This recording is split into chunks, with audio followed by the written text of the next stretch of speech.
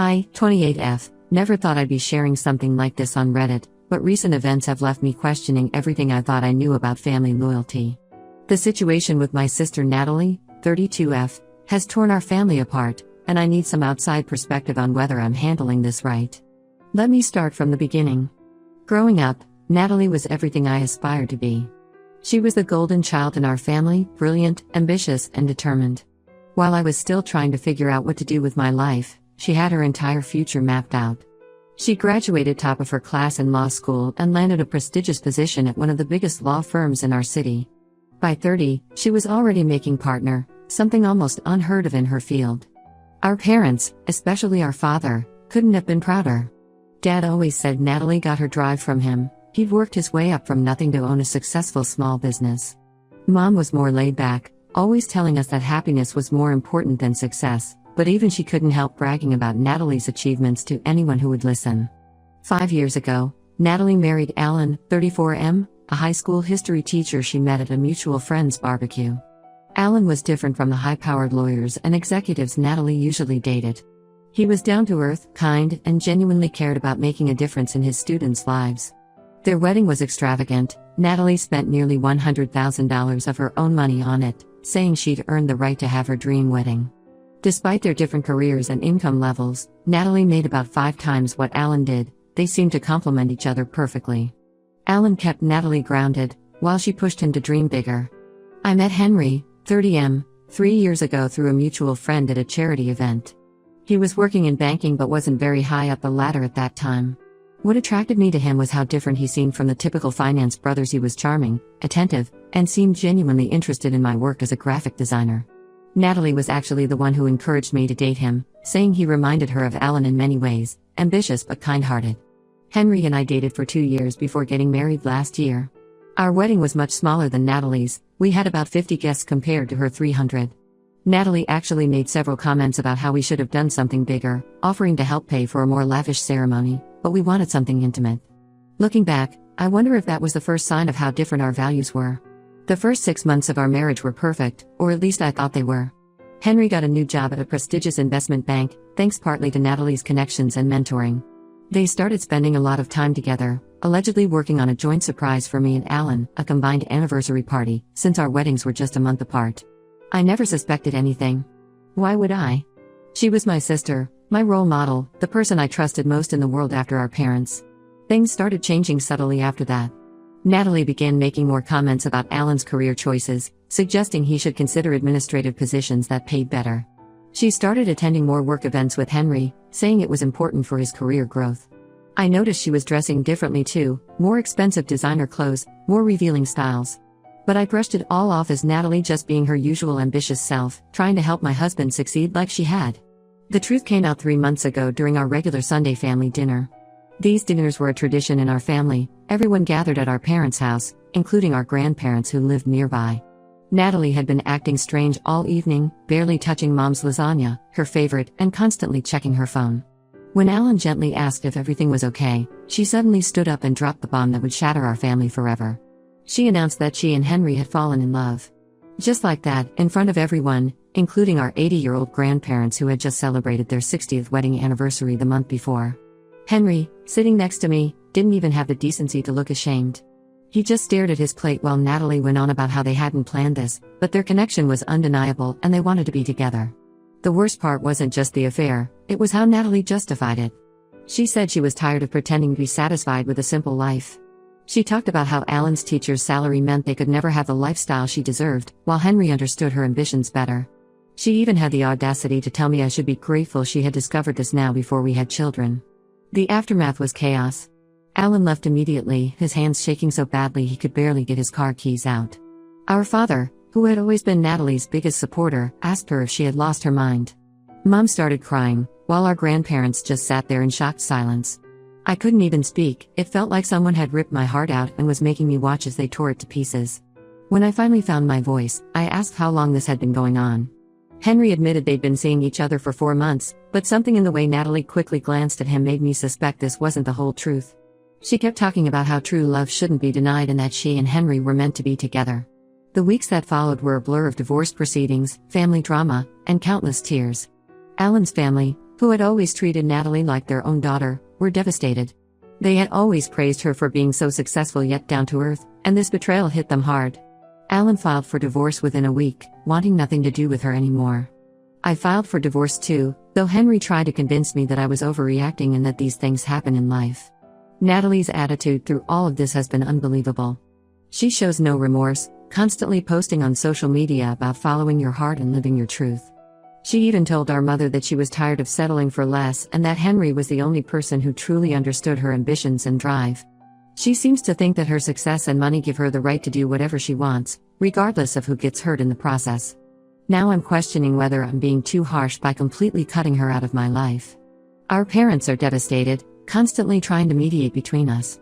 But how can I forgive someone who not only betrayed me but showed zero remorse for destroying 2 marriages? How can I ever trust her again when she could do this to her own sister? Am I wrong for wanting nothing to do with my sister anymore? Update 1. It's been 2 weeks since my original post, and first, I want to thank everyone for their supportive comments and messages. The overwhelming response has helped me feel less alone in this nightmare. I have some new developments to share that make this situation even more twisted than before. Last week, my cousin Rachel, who works at the same law firm as Natalie, came to me with information that turned my world upside down again. She had been struggling with whether to tell me this for days, but finally decided I deserved to know the truth. According to Rachel, Natalie and Henry's affair didn't start 4 months ago as they claimed. They had been seeing each other since before my wedding.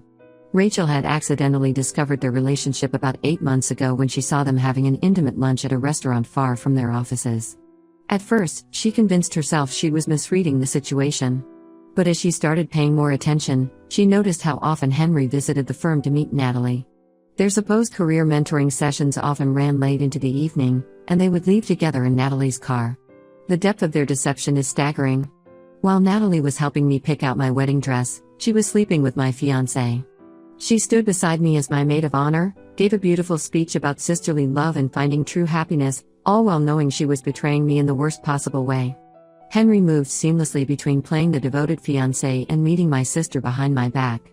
Rachel showed me security logs from the firm's parking garage showing Henry's car often parked there late at night, long after their supposed mentoring sessions should have ended. She also had screenshots of their interactions in the office, nothing explicit, but their body language in the photos tells a clear story of 2 people involved in more than a professional relationship. When I confronted Natalie with this evidence, her reaction was shocking. Instead of showing remorse or even trying to deny it, she exploded with anger, not at herself for being caught in more lies, but at Rachel for betraying her confidence and interfering in her personal life. She sent me a long email that made me physically ill when I read it. In the email, she tried to paint herself as some tragic heroine, claiming she and Henry had tried to fight their feelings but were powerless against their connection. She wrote that she actually did me a favor by preventing me from spending my life with someone who wasn't truly in love with me. She even suggested that I should be grateful to her for being brave enough to follow her heart so that I could find my real soulmate someday. The most infuriating part was how she tried to justify helping Henry prepare for his banking job interviews while they were having an affair. She claimed she was still trying to be a good sister by helping my then fiancé advance his career. The mental gymnastics required to paint her actions as somehow beneficial to me is mind-boggling. I printed out copies of her email and sent them to our entire extended family, including the relatives who had been defending her actions and pushing for reconciliation. Her attempt to portray herself as some kind of heroic figure finally showed everyone her true nature. Even our Aunt Sarah, who had initially urged us to forgive Natalie because family is everything, called me in tears after reading the email, apologizing for ever suggesting I should try to understand Natalie's perspective. 2 days ago, Alan reached out to me after receiving his copy of the email.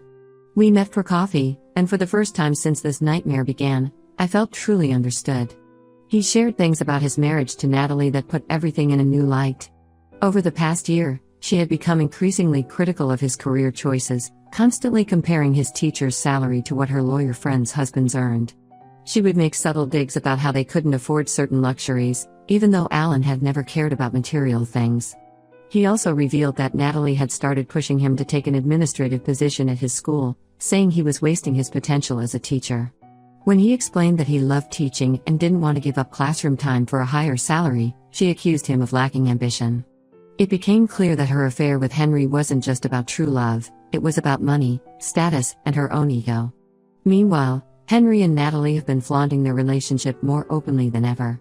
They bought a new luxury car together, mostly with her money, according to Rachel, and have been posting constant updates about their new chapter together.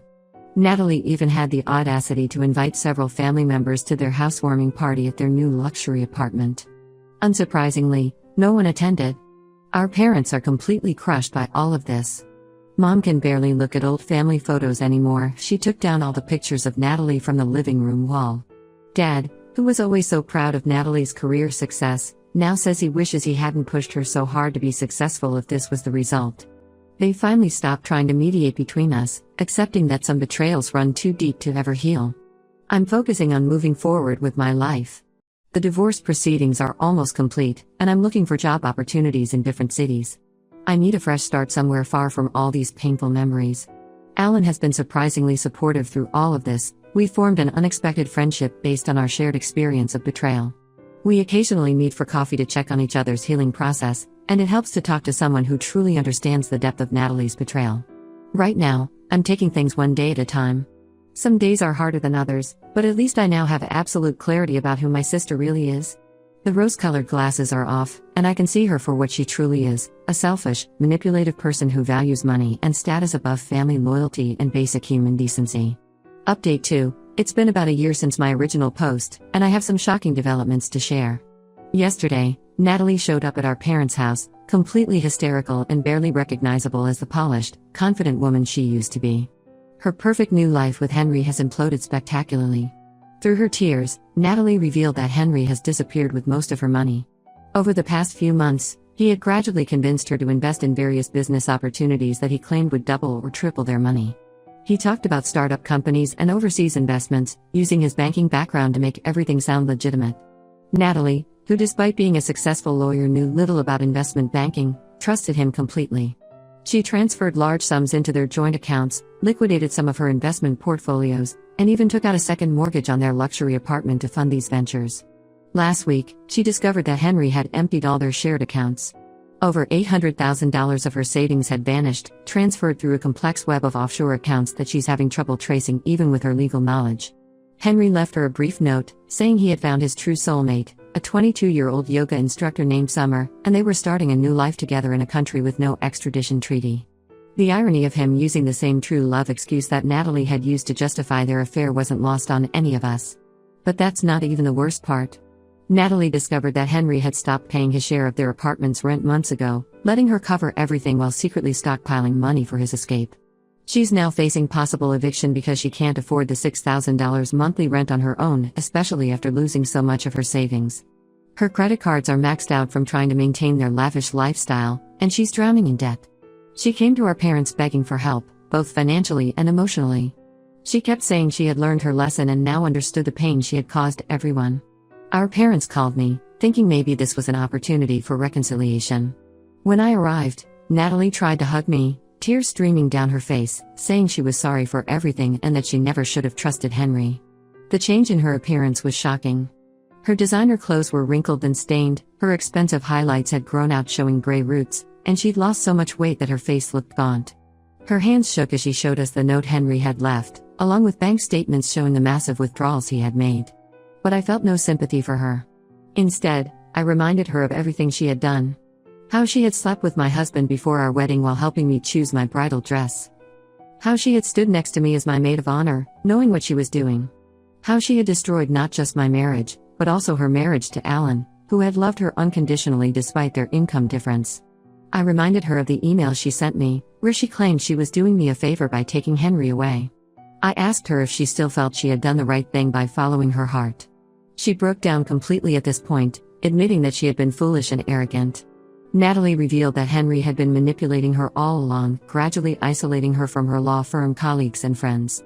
He had convinced her to make increasingly risky financial decisions, always saying that she needed to prove she trusted him if she really loved him. Now, her position at the law firm is precarious because she had been bringing Henry to client meetings, and several clients had invested in his fake business ventures on her recommendation. Our parents were torn about how to handle the situation. Mom's maternal instincts made her want to help, but Dad remained firm. He reminded Natalie that she had thrown away a loving husband and destroyed her sister's marriage for a man who had now proven to be a con artist. He told her that sometimes the best lessons in life come at the highest cost. I told Natalie that karma had finally caught up with her. She had chosen money and status over family loyalty and genuine love, and now she had lost everything. Her tears seemed more about losing her money and comfortable lifestyle than genuine regret for her actions. When she begged me to help her at least find a temporary place to stay, I refused. I told her she should have thought about consequences before destroying our family. Even some relatives who had defended her last year now agree that she needs to face the consequences of her choices. The sister I loved and looked up to would never have betrayed her family the way she did. This tearful, broken woman asking for help was simply facing the results of her own actions. Update 3. It's been 3 months since Natalie came begging for help, and a lot has changed, though our position remains firm. I wanted to share what's been happening because many people messaged me asking for updates. Natalie's life has completely unraveled. She had to sell her luxury car, designer handbags, and most of her jewelry just to afford a tiny one-bedroom apartment in a not-so-great part of town. Her law firm put her on probation after several clients complained about losing money in Henry's fake investment schemes. They're conducting an internal investigation to determine if she was knowingly involved in his scams or just another victim. Either way, her reputation is ruined, and she's at risk of losing her job. Some relatives, particularly our Aunt Sarah and Uncle Mike, have been suggesting that we should help her because she's still family. They argue that seeing her fall so far from her previous success is punishment enough. Last week, they even organized a small family intervention, trying to convince our parents and me to forgive Natalie and help her get back on her feet. But I disagree completely. The Natalie I knew, my sister who I loved and looked up to, died the day she chose to betray our family. That person is gone, replaced by someone who proved she would sacrifice anyone and anything for money and status. The fact that she only came back when she lost everything speaks volumes about her character. She's not sorry for what she did, she's sorry she got scammed. Through mutual friends, I heard that she tried to contact Alan recently. She sent him a long email apologizing and saying she regrets leaving him, calling it the biggest mistake of her life. Alan, who has moved to a different state and is now dating a kindergarten teacher, didn't even respond. He simply forwarded the email to his lawyer and blocked her email address. I've also learned that Natalie has been trying to track down Henry, hiring private investigators with what little money she has left. Apparently, he and Summer were last seen in Thailand, but the trail goes cold after that. The police said that since Natalie willingly transferred the money to their joint accounts, it's more of a civil matter than a criminal one. She's basically spent money she doesn't have trying to find someone who clearly planned his escape well. Our parents have accepted that our family will never be the same. Mom still sometimes cries when she comes across old photos or when someone mentions Natalie, but she stopped pushing for reconciliation. Dad has thrown himself into his business, working longer hours as if trying to forget he has a daughter who broke his heart.